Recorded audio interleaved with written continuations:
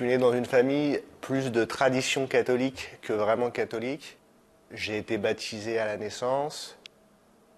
C'est qu'avec le recul que j'ai compris ce que c'était la première communion. C'est-à-dire que sur le coup, j'y vais, je fais ce qu'on me dit, je suis les instructions. Mais je ne comprends pas vraiment le sens de ce que je fais en fait. Je me souviens surtout des cadeaux.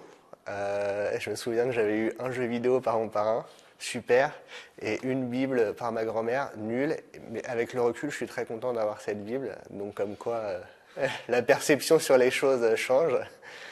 Et je me souviens aussi que j'étais rentré dans l'église en tenant la main de mon amoureuse de l'époque, donc ça c'était super cool. En fait, c'est un peu plutôt de ça dont je me souviens que vraiment du sacrement.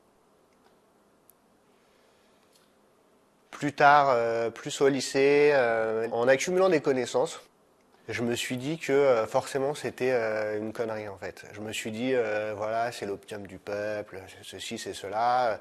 Enfin, je me suis dit, quand on regarde la conduite de l'Église, des papes au fil de l'histoire, les mecs ont juste fait tout l'inverse de ce qui est prôné par... Enfin, je généralise, hein, mais c'est ce que je me disais à l'époque, on fait l'inverse de ce qui est prôné dans les évangiles. Et finalement, c'était devenu, en fait, le christianisme, à partir du moment où ça a été repris par l'Empire romain, c'était devenu finalement une des variantes du pouvoir, en fait. Et ça n'avait pas grand-chose à voir avec le message qui était prôné par Jésus. Du coup, moi, cette hypocrisie, alors s'il y a bien un âge où on n'aime pas l'hypocrisie, c'est l'adolescence. Cette hypocrisie, déjà, me rebutait forcément. Et donc après, je suis pas militant non plus. Hein. Je vais pas dire, oui, à mort les curés, j'ai jamais été comme ça. Mais moi, perso, je sais, c'est pas pour moi, ça m'intéresse pas. Basta.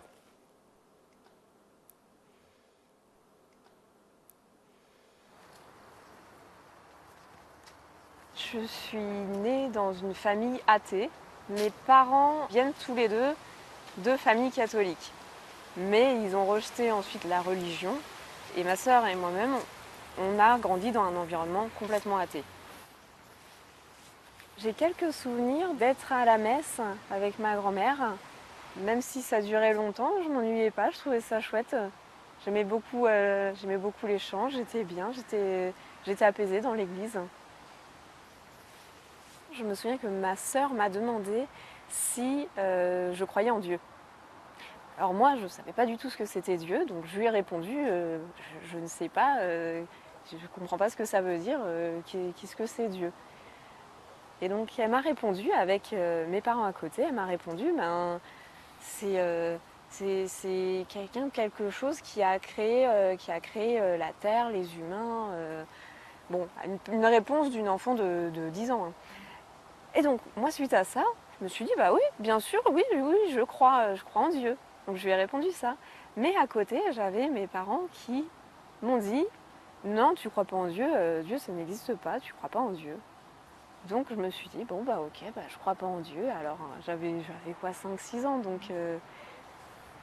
Et donc, je me suis persuadée que Dieu n'existait pas.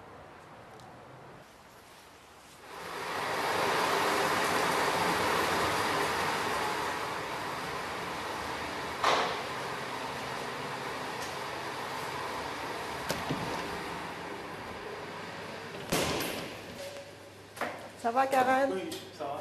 Ça, c'est le sixième saut, c'est ça? Oui. D'accord. OK. 不需要姑妈了哈，不需要姑妈了哈。11点半要叫她过来。J'ai grandi à Taïwan jusqu'à l'âge de 11 ans et nous sommes venus en France en 83 pour fonder une entreprise. Donc mes parents ils voulaient créer leur propre boîte. Et même si nous sommes bien intégrés dans la société française, les enfants surtout, mes parents ils sont très ouverts, mais dans la vie quotidienne, il y a encore beaucoup d'emprunts de la culture chinoise. Nous parlons chinois à la maison, chinois c'est-à-dire le mandarin, mais aussi notre dialecte Chaozhou. Et ça, c'est quelque chose auquel mon père il tient énormément. En ce qui concerne la religion, mes parents ils m'ont emmené souvent dans les temples ou des associations bouddhistes à Paris. Donc je suivais ma mère, je faisais comme elle, donc je priais. Et, pour moi, j'étais plutôt bouddhiste. Enfin, je le suis encore un petit peu, puisque je pratique encore malgré tout.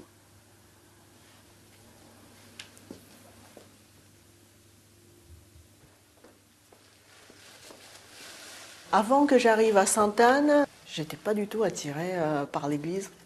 J'ai toujours entendu dire que l'église c'est la maison de Dieu. Donc je me dis, bon, il y a sûrement un Dieu qui protège.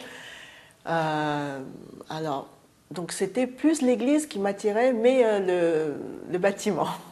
Mais la religion en elle-même, je ne m'y connais absolument rien.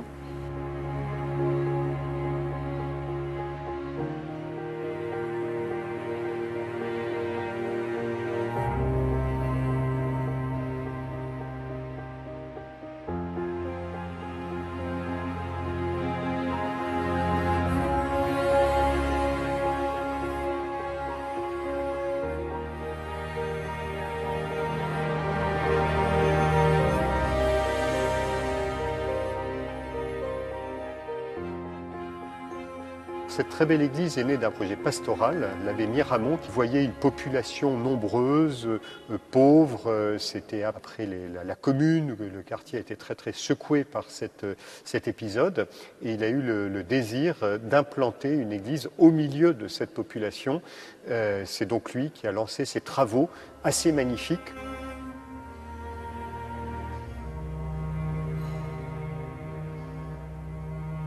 Alors à l'époque, il y a des populations très très variées de petits artisans, de gens qui viennent de province, qui sont un peu perdus, qui ont coupé leurs attaches de village, de famille, hein, qui se retrouvent démunis. Il y a des métiers qu'on aime bien ne pas avoir dans les villes, comme les tanneurs, parce que ça sent mauvais. Et puis il y a des chiffonniers, dans ce qui est vraiment à l'époque les bidonvilles. Et l'abbé Miramont, il a voulu pour les gens du quartier quelque chose de digne, de beau. Pour moi, c'est quelque chose d'extraordinaire, une église somptueuse, belle, solide. Il a fait grand pour les pauvres, il voulait quelque chose de grand. Ça, c'est missionnaire.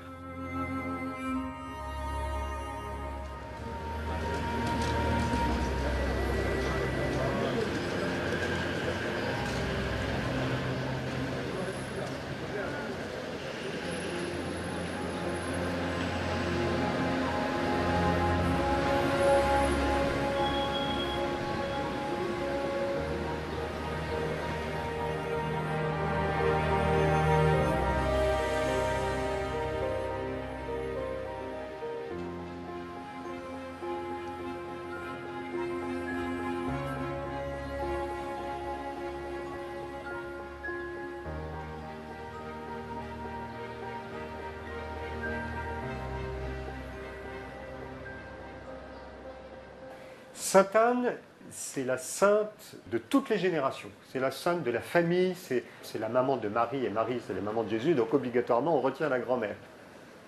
La grâce de Sainte-Anne, c'est vraiment l'accueil des personnes dans leur diversité, toutes les générations mélangées. Quelquefois, on dit toutes les générations, ça veut dire par exemple des très jeunes et des très anciens, ou des gens d'une catégorie et puis d'une autre catégorie. Ici, il y a vraiment toutes les générations. Et ça, je pense que c'est la grâce, j'allais dire familiale. À la paroisse, je dis souvent, la paroisse est comme une grande famille. Il y a cette fraternité qui est vécue de façon très heureuse.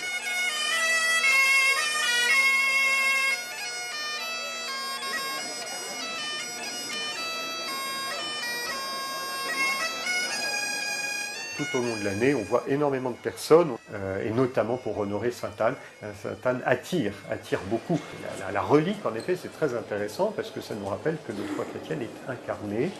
Honorer une relique, ça veut dire toute mon humanité, jusque dans mon corps, tout cela a du prix aux yeux de Dieu. Alors il y a beaucoup de personnes qui ont compris que ce sont des signes concrets que Dieu nous donne. C'est des signes d'espérance parce que on ne vénère pas qu'un petit bout d'os, on vénère le corps de quelqu'un qui est appelé à la résurrection.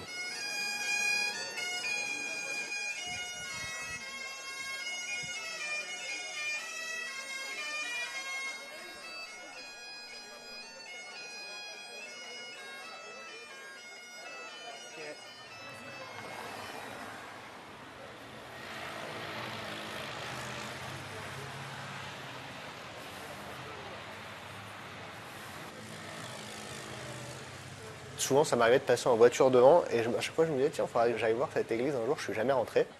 J'avais un rendez-vous médical fin octobre 2020, pas loin. Et là, en fait, je sors, c'est l'heure du déjeuner. Je me dis, bon, bah tiens, je peux me balader un peu, chercher une boulangerie, quelque chose. Et je vois l'église et je me dis, ah bah tiens, c'est l'occasion. Et donc, bah, j'y vais, tout simplement. Moi, je rentre complètement athée, quoi. Hein. Et en fait, dès le début, enfin, quand j'ai passé la porte, en fait, j'ai eu l'impression de devenir schizophrène, c'est-à-dire que il y a une partie de moi qui s'est dit, faut que je prie, en fait. Je me suis dit, j'ai besoin de prier là, faut que j'aille prier. Et une autre partie qui se disait, mais qu'est-ce que tu fais? Tu ne crois pas en Dieu, pourquoi tu vas prier? Ça n'a aucun sens. Il faut quand même préciser que dans ma vie, tout allait bien. J'avais la chance professionnellement de ne pas être impacté par le Covid. Voilà, enfin, on avait un projet de deuxième enfant à l'époque, donc tout va bien. Et je fais tout le tour de l'église jusqu'au fond, jusqu'à un moment, je m'assois dans une chapelle, qui est en plus la chapelle Sainte-Anne, et je ressens ce besoin de prier. Je ne sais pas comment prier, j'ai jamais prié depuis le siècle dernier, quoi. Donc ça fait un bout de temps.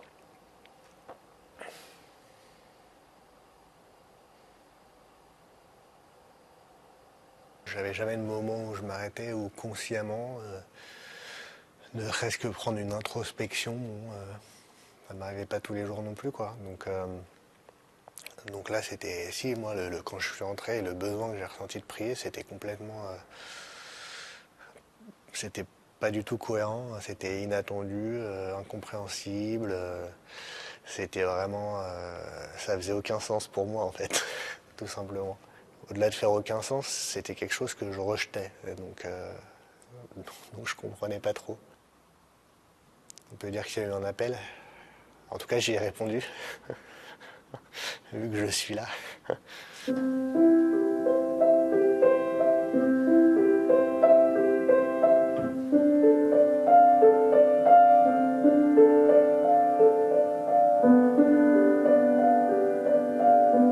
J'essaye de trouver la spiritualité dans la musique. J'aime beaucoup la musique et la musique m'apporte énormément de sérénité, de paix.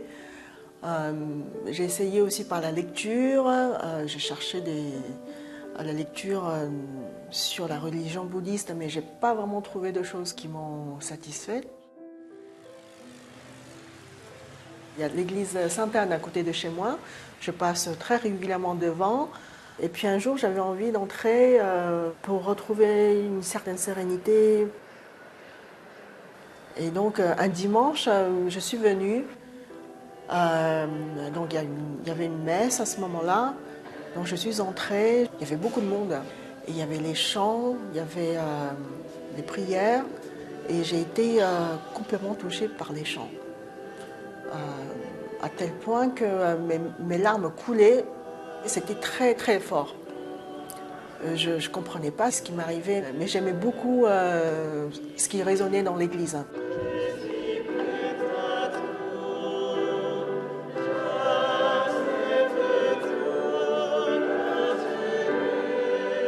Ça m'a donné une envie de revenir et puis de savoir un peu plus sur l'église, parce que je ne connais absolument rien. J'éprouvais cette soif de comprendre et d'apprendre aussi.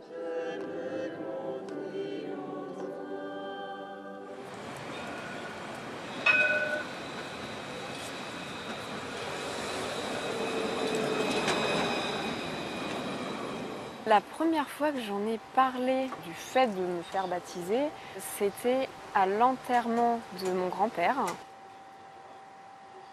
J'ai commencé à me renseigner, je me suis dit, bon, je me ferais bien baptiser, comment ça se passe?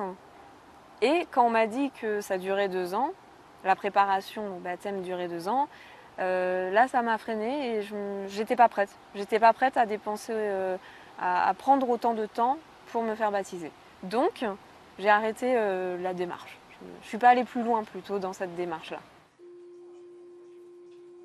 Il y a 2 ans, 2 ans et demi, je sentais que j'étais plus du tout sur le bon chemin, que dans ma vie personnelle, ça n'allait pas. Donc je me suis dit, je veux retrouver mon chemin, je veux retrouver le bon chemin. Et en fait, je me suis tournée vers Dieu.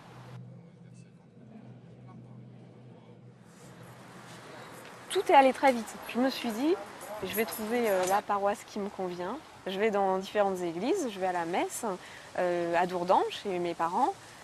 Le problème, c'est que c'est trop loin, beaucoup trop loin de chez moi et de mon travail. Je vais à Massy, donc c'est à côté de chez moi. Le problème, c'est que je sais que je ne vais pas rester plusieurs mois dans cette ville. Donc après, ça m'éloignait trop aussi. Je vais à Paris dans le 15e. Et là, j'ai trouvé que c'était beaucoup trop traditionnel pour moi. Et je vais à Sainte-Anne-de-la-Butte-aux-Cailles. Et là, je m'y sens bien.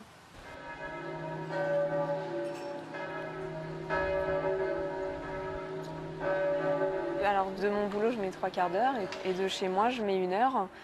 Mais c'est sur le chemin, en fait, c'est quand même un peu entre les deux. Je perds juste 40 minutes.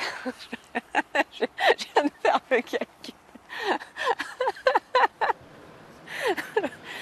Alors c'est sûr que je perds un peu de temps en faisant ça, mais en fait je sentais profondément, que c'était là que je voulais faire mon baptême. Donc je ne me suis pas posé plus de questions.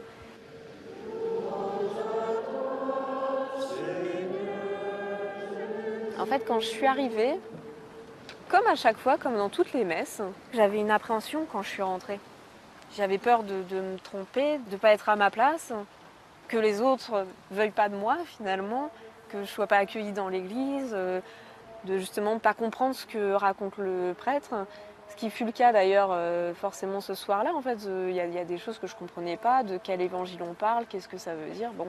Et là, le prêtre a commencé la messe. Et puis il a pris des métaphores, il a parlé du Seigneur des Anneaux. Du coup, je comprenais un peu ce que ça voulait dire. Et l'ambiance était assez jeune, ça semblait assez ouvert. Et c'est pour ça que j'y étais bien en fait. J'avais moins peur en sortant qu'en rentrant. C'est très important, c'est très rassurant et ça me donnait envie de continuer.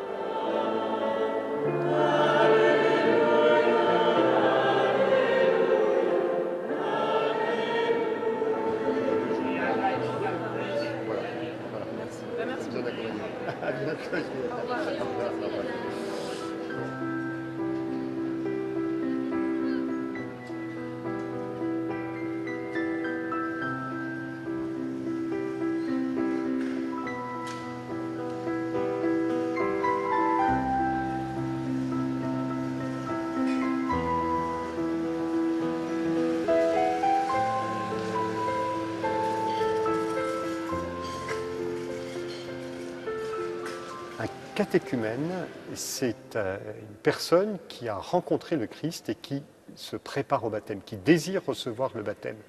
Donc le catéchumène fait un cheminement, une préparation avec d'autres chrétiens, en étudiant la parole de Dieu, en apprenant la prière, en apprenant la vie de l'Église, en découvrant la messe le dimanche, et puis en posant toutes ces questions dans un cadre véritablement adapté, amical, qui lui permet de cultiver cette foi, cette amitié avec le Seigneur jusqu'au jour du baptême.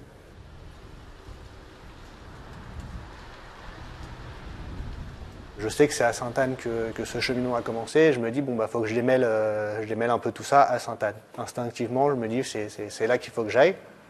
Et du coup, je prends contact avec le Père Henri et j'y vais. Mais vraiment, je me demande ce que je fous là quand je suis là. Je fais, mais qu'est-ce que tu fais là? Pourquoi tu vas rentrer? C'est une chose de faire ton petit truc, mais là, tu vas rentrer un peu dans la secte.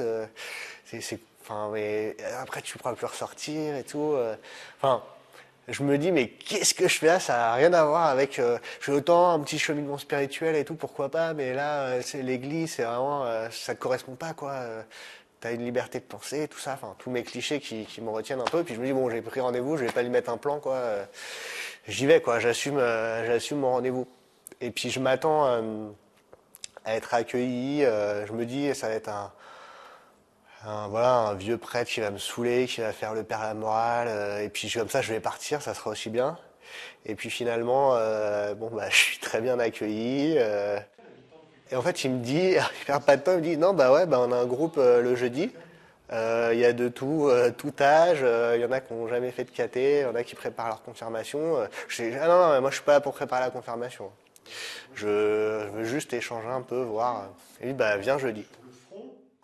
Disons, bon, j'y vais un peu en passager clandestin, je regarde un peu comment ça se passe et puis on verra quoi, ça me demande pas trop. Il y a eu des tentatives de rejet de la greffe. Je pensais rencontrer une occasion de partir et puis en fait, super, vraiment un bon moment. Et puis après, c'est tous les jeudis qui se sont enchaînés depuis.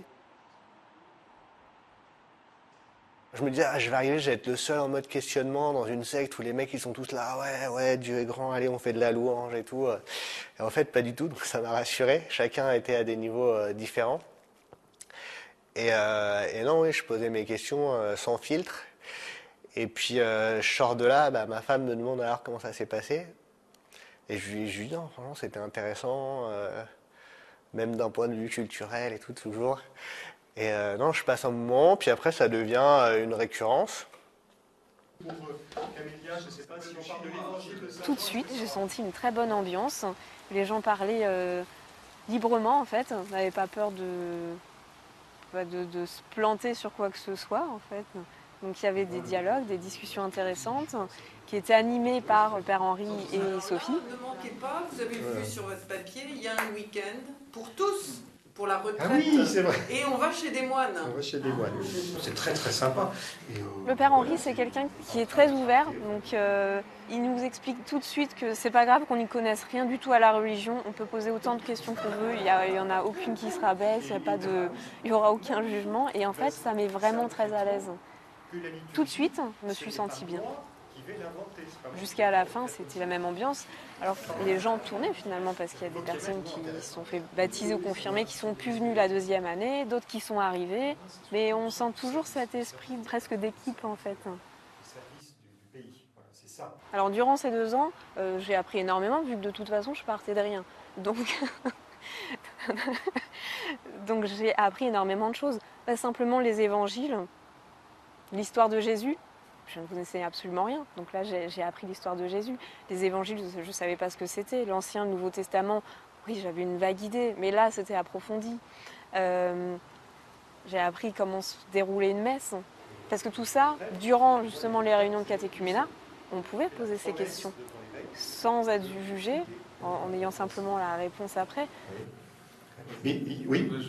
Quand je suis arrivée dans l'église, au tout début, oui, certes, j'avais le sentiment d'avoir la foi, mais je n'étais pas trop sûre, je ne savais pas trop ce que ça voulait dire finalement, juste que je sentais qu'il fallait que je me fasse baptiser, que je voulais me faire baptiser. Et ces 2 ans-là ont permis justement de comprendre ce que c'était la foi, de comprendre que j'avais la foi et augmenter finalement ce sentiment.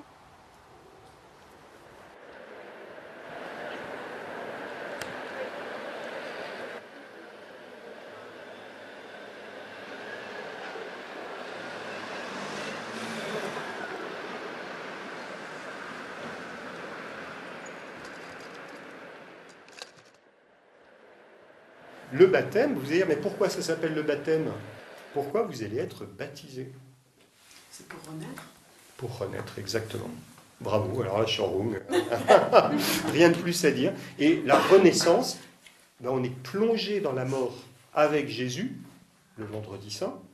Hein, on est plongé dans cette... c'est-à-dire qu'en nous, tout ce qui est vieux, tout ce qui est marqué par le péché, est appelé à être englouti. Le premier jeudi soir, c'était quand même un petit groupe très sympathique, qui venait de différents horizons. Donc il y avait une mixité, parce qu'en fait quand je pensais à un groupe de chrétiens, c'est plus des Français, j'ai des amis catholiques et donc on a certains clichés, mais là c'était pas du tout ça. Et je voyais il y avait quand même des Africains, des Asiatiques, donc c'était très mixte, je me sentais bien. Il y avait Sophie qui était là, qui animait aussi. Dieu nous a donné la capacité humaine de pouvoir se rendre compte de ce que c'est que l'amour. Je pense qu'en effet, l'expérience de l'amour familial, c'est pour ça qu'il y a un commandement sur tu honoreras ton père et ta mère. C'est-à-dire qu'en eux, tu fais déjà l'expérience d'un amour qui te précède. J'ai beaucoup aimé comment Père Henri expliquait l'évangile. Je ne comprenais pas tout de suite ce qu'il expliquait, mais c'était sa façon de parler. Donc après, on finit par faire des prières à la chapelle et j'aimais bien ça. Et à chaque fois, je suis fascinée par les chants, par ce qui se passe. Je sais pas trop prier, mais j'écoutais les autres prier. Et je chantais un petit peu avec eux, mais je les écoutais surtout chanter. Et à chaque fois, cette musique qui résonne dans l'église, je trouve ça miraculeux parce que c'est un pouvoir d'apaisement incroyable.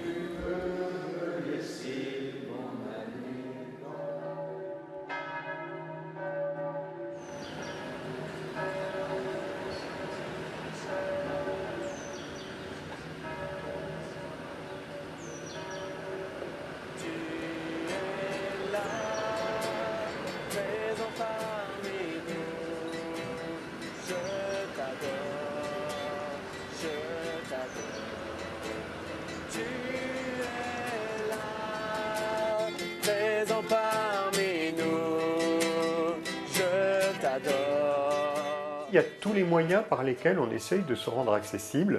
Une histoire que je trouve assez jolie, vous savez qu'on a un groupe qui fait de l'évangélisation dans la rue. C'est une fille qui m'a dit « Ah, Père Léprevier, il y a quelqu'un qui demande le baptême. Vous êtes là. » Ben voilà. Je me rendais accessible sur la place d'Italie à quelqu'un qui demandait le baptême. Voilà. Et comme quoi, hein, aller dans la rue, rencontrer les gens, c'est formidable parce que c'est du contact direct. Et là, on se rend accessible. Quand les gens disent évangélisation, qu'est-ce que vous faites? Je dis, on se rend accessible. On permet à la parole de Dieu de toucher les gens et aux gens de venir à nous, comme Jésus faisait. Hein. Il allait sur les routes et sur les places.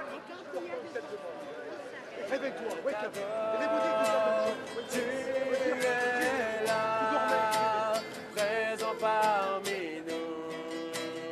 Je t'adore, je t'adore.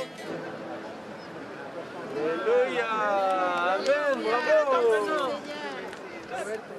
On ne naît pas chrétien, on le devient. Donc, il y a cette rencontre personnelle avec Jésus-Christ et le Christ sollicite toujours notre liberté. Quelquefois, les gens disent « Ce que j'aime bien, c'est que le Seigneur, il nous laisse libres. » J'aime pas trop cette formule. Le Seigneur ne nous laisse pas libres. Il nous veut libres. C'est lui qui a créé notre liberté. Il n'y a pas d'amour sans liberté. Eh bien, ce cheminement du catéchuménat, le baptême, c'est une histoire d'amour. Oui, Seigneur, je reconnais en toi celui qui est mon sauveur, celui qui est mon espérance, celui qui est ma vie, et je veux te répondre. Et le baptême, c'est l'accueil de cette grâce qui ne vient pas de moi, mais qui est un don de Dieu. Et ça suppose cette démarche libre personnelle, soit l'adulte qui manifeste cette liberté avec son catéchuménat, soit les parents pour leur enfant.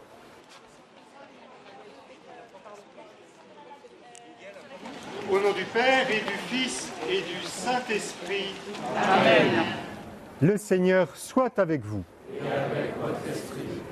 Chers frères et sœurs, bien-aimés, en cette nuit très sainte, nous nous retrouvons, paroissiens de Sainte-Anne, pour entrer dans la joie du Christ ressuscité. Nous sommes heureux d'avoir accompagné nos catéchumènes et cette nuit, avec elles, nous allons célébrer la vie du Christ ressuscité qui veut les transformer.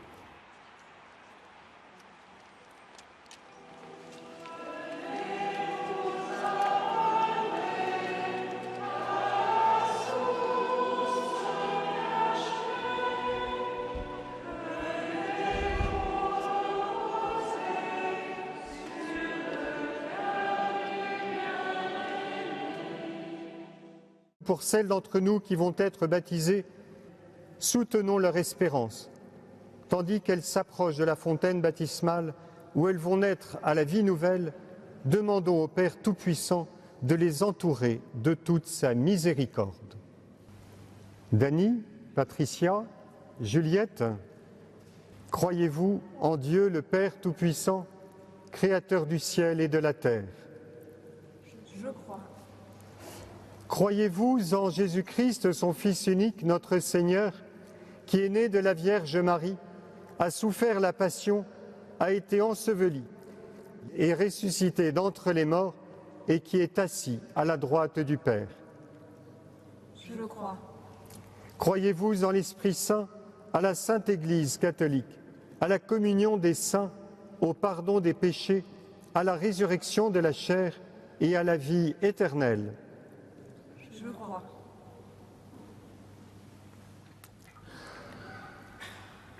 Juliette, je te baptise au nom du Père et du Fils et du Saint-Esprit. Amen. Un nouveau départ. Omnes gentes,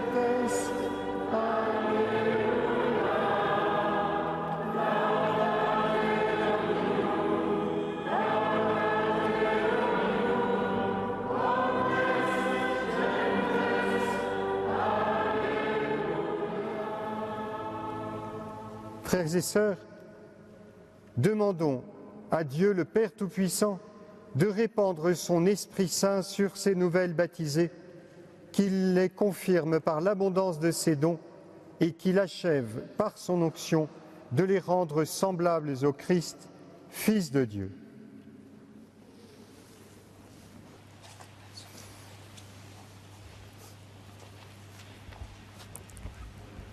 Juliette, sois marquée de l'Esprit Saint, le don de Dieu. Amen. Et par la paix de Christ.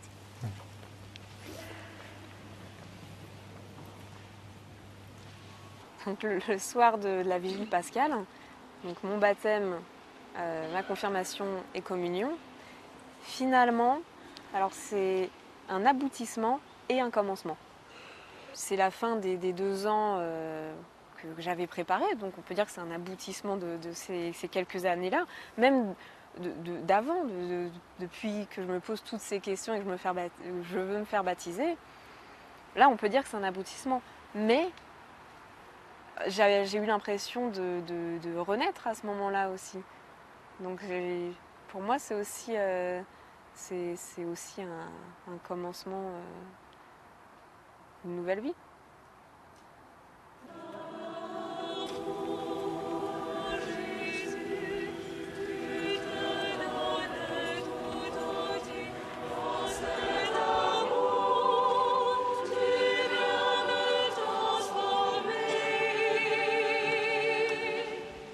La veillée pascale, du coup, c'est vraiment c'est un peu la plus grande soirée des catholiques hein, de l'année. Et moi, je l'avais jamais faite en fait. Et du coup, c'est une découverte. Et je trouve vraiment que c'est presque beau ces personnes qui n'étaient pas baptisées, qui se baptisent adultes. Souvent, les baptêmes pour enfants, c'est fait par tradition, et puis tout le monde est là, cool, on le baptise, et puis on va faire la fête. Alors qu'un baptême adulte, c'est vraiment magnifique. Et c'était vraiment un moment fort, c'était vraiment très beau. Passé Pâques, dans ma tête, j'étais catholique, quoi. Et puis, également, je venais plus simplement pour venir, c'est je préparais la confirmation, quoi.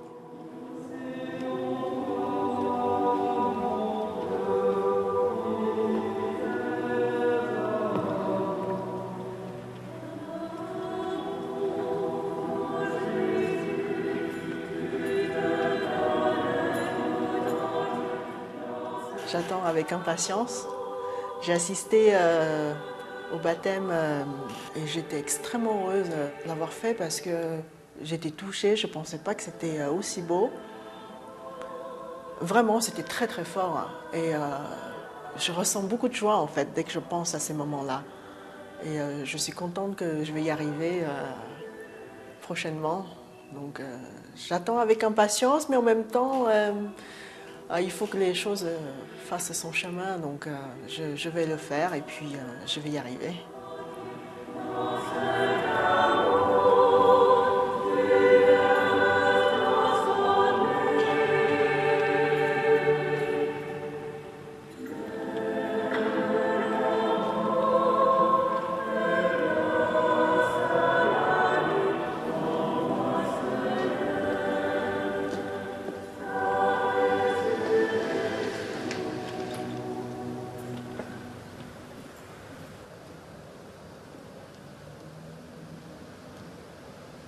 Dans le christianisme, ce que je recherche, donc c'est l'amour, je crois.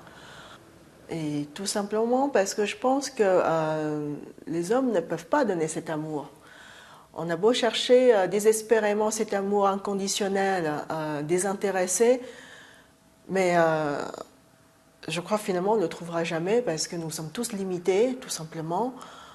Et nous avons tous besoin de cet amour et on ne peut pas se le donner sauf si on va vers quelqu'un de très puissant, Dieu par exemple. Donc la religion permet de trouver cet amour.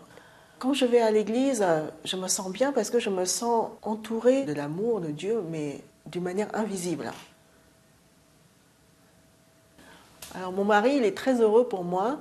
Il a dit, du moment où tu trouves la paix en toi quand tu vas à l'église, c'est très bien, je te soutiens. Ma fille, elle était plutôt surprise. Elle dit, tiens, depuis quand tu vas à l'église? Je dis, je m'y sens bien, alors j'y vais, c'est tout. Et si tu veux venir, tu peux venir avec moi aussi un jour. Elle a dit, oh, pas tout de suite. Alors, ça viendra peut-être. Et du coup, pour eux, c'est quelque chose de naturel. Maintenant, ils ne se posent pas beaucoup de questions. Pour mon baptême, ma sœur, elle viendra. Elle y tient énormément. Mon mari, ma fille aussi, ils viendront.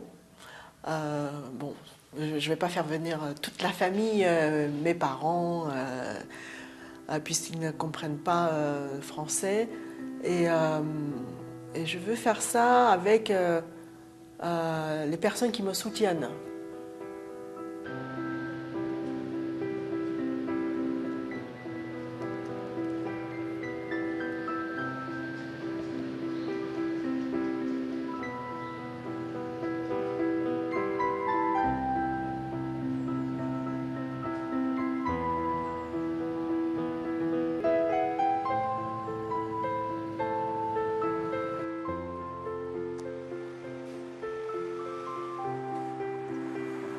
Alors depuis le baptême, j'ai vraiment cette sensation d'être beaucoup plus calme qu'avant. Dans les moments où justement je pouvais m'énerver un petit peu, bon, comme beaucoup de personnes peuvent le faire, je me souviens que Dieu existe et ça m'apaise. Et ça me permet de me calmer.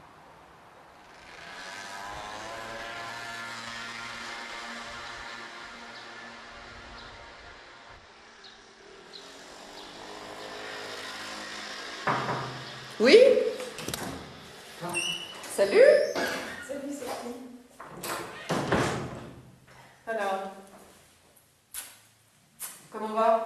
Très bien, ouais, et Ah, toi? Ravie maintenant que on se voit plus trop, peut-être encore quelques fois, mais avec des points d'interrogation, vu la vie chargée que tu as. Maintenant, tu as été baptisé, tu as été confirmé, tu as reçu pour la première fois l'Eucharistie. Et qu'est-ce qu'on te demande maintenant? C'est de témoigner de l'amour du Christ. Comment est-ce que tu penses pouvoir témoigner de l'amour du Christ? Comment est-ce que tu penses l'annoncer? Et est-ce que tu es fière d'être chrétienne? En fait, c'est beaucoup plus facile maintenant, depuis que je suis baptisée, de parler de Dieu, de parler de la religion autour de moi.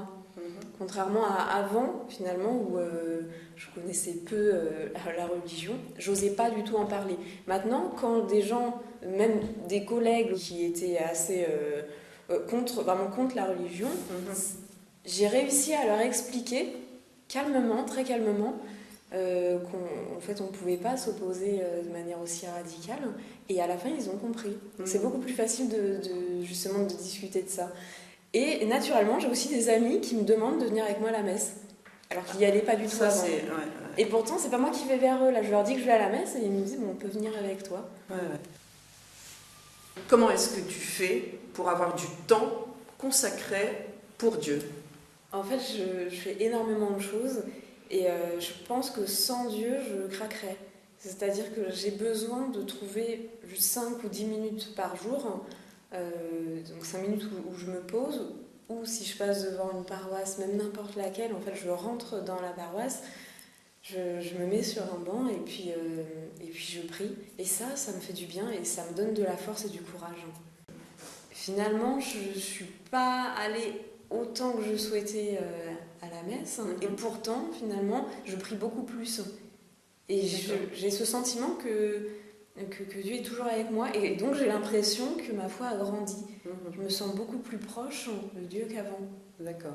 Et tu me dis, je n'ai pas pu aller à la messe.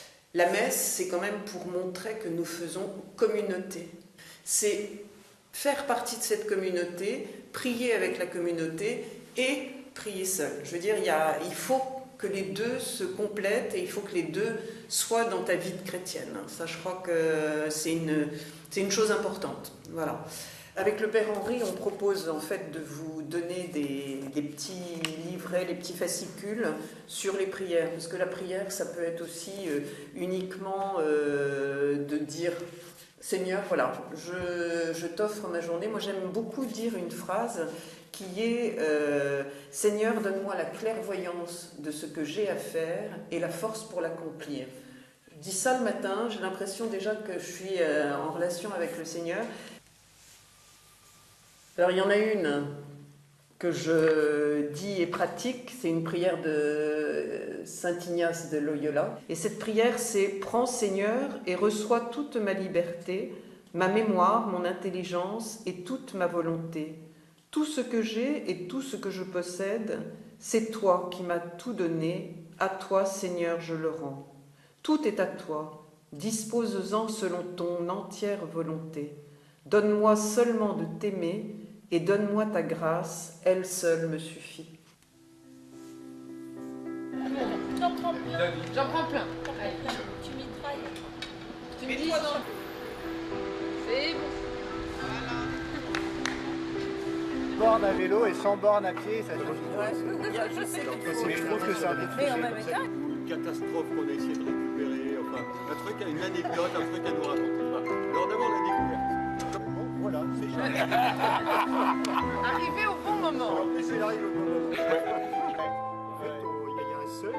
Le plus dur, c'est le deuxième et le troisième. Un confirmant, c'est quelqu'un qui se prépare à la confirmation.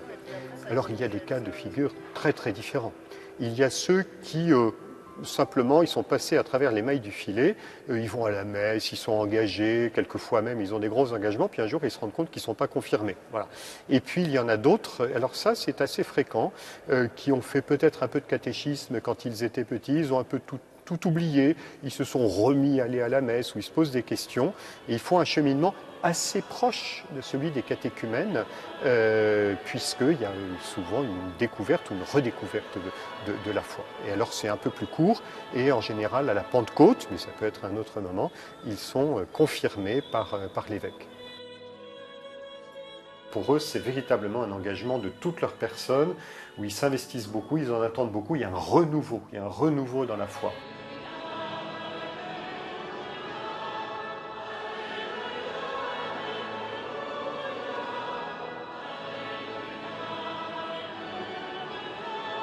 C'était devenu tellement évident que je pensais que ça serait une formalité et j'ai été surpris de ressentir vraiment une sorte de pression, un petit peu, enfin de l'émotion aussi, pas un petit peu, de l'émotion. Ce qu'on fait là, je suis revenu, pas forcément consciemment, mais sur ce cheminement, je me suis dit, ah oui quand même, je suis là, quoi.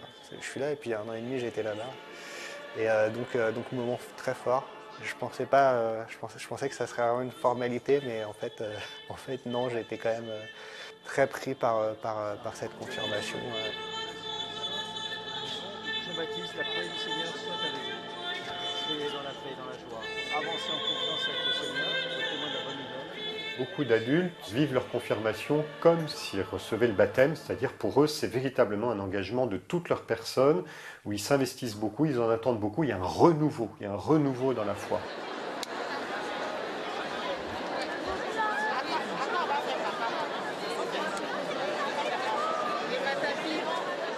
C'est une conversion. Ma femme elle me dit c'est pas une conversion, t'étais déjà catholique. Je lui dis non.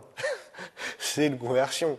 Parce que c'est pas parce que j'ai été baptisé sans rien avoir demandé gamin et j'ai suivi catéchisme, pareil, j'étais enfant, je faisais ce qu'on me disait.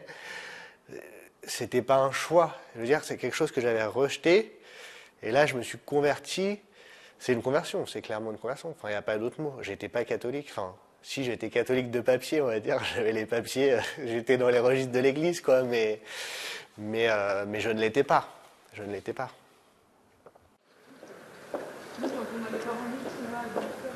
En fait, au moment où je suis sorti du catholicisme, c'était devenu, en fait, soit quelque chose pour les enfants, ou soit pour un peu les incultes, les crédules. Mais du coup, je me souviens que ça m'a marqué parce que je me suis dit, attends, mais Étienne, bon, je le connais, il est pas bête, et il croit à ça. Et en fait, ça m'a interpellé. Ouais. Ça, pas plus loin, mais ça m'a interpellé. Parce que du coup, je pense que, tu vois, il y a quand même le monde et l'époque dans laquelle on vit crée quand même une espèce d'armure, tu vois. Ah, exactement, il faut la percer. Et en fait, ça fait une petite brèche, tu vois. Mais on est tellement dans un mode de pensée voilà, très laïque et même laïcard. Très laïcard et bon, anti-croyance, anti-église, anti-catholique. On prend ça pour de la superstition, on prend ça pour voilà, on balaye un peu d'un revers de la main toutes ces questions-là qui sont pourtant assez essentielles et importantes. C'est clair, c'est clair. En fait, ce qui est vrai, c'est que moi, au début, justement, je t'en ai pas beaucoup parlé, et aussi à dessein. Parce qu'en fait, comme je savais que tu étais dedans, et qu'en fait, je comprenais pas trop ce qui m'arrivait, je voulais pas être influencé. Je voulais pas parler à ma femme non plus, c'est-à-dire j'avais un peu les deux extrêmes. Je voulais en parler ni dans un sens, ni dans l'autre. Genre, ouais, trop bien, vas-y, et tout. Ou genre, putain, mais t'es un fou, qu'est-ce qui se passe? Et donc, je voulais pas en parler, parce que je voulais vraiment que ça soit quelque chose de pas influencé. Donc au début, je te l'ai pas dit tout de suite, mais à un moment je t'ai dit quand même, voilà, je suis allé dans une église pour prier, un peu truc de ouf. Bon, et ce qui est intéressant, c'est que quand même toi, tu pensais déjà que j'étais en cheminement. Enfin, ça t'a pas. Quand on se pose des questions, moi j'en connais beaucoup dans ma famille, ils sont pas du tout croyants, ils ne sont jamais posé de questions. Personne ne voulait aller dans une église, quoi. Toi, tu es le seul à m'avoir accompagné dans une église, quoi. Non, je suis catholique en fait, point à la ligne. Après, à la puissance de ma foi, ça je sais qu'elle variera. C'est clair qu'on a des hauts et des bas, mais je sais que je serai toujours catholique et ça, ça c'est à vie, c'est sûr.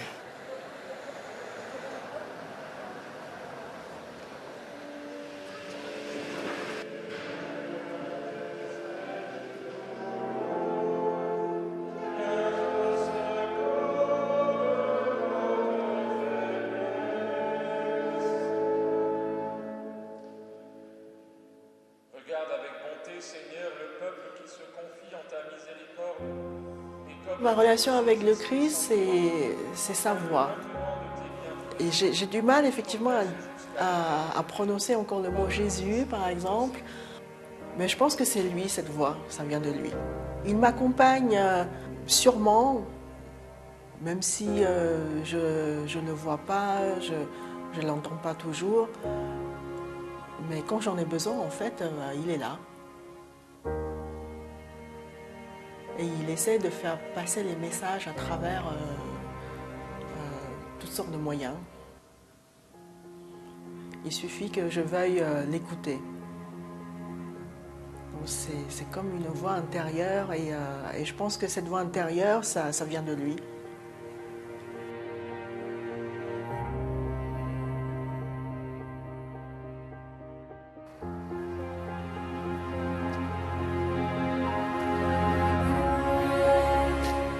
Ce sentiment d'avoir pu changer pas mal de choses dans ma vie depuis le baptême, mais même un peu avant, depuis que j'ai commencé le catéchuménat.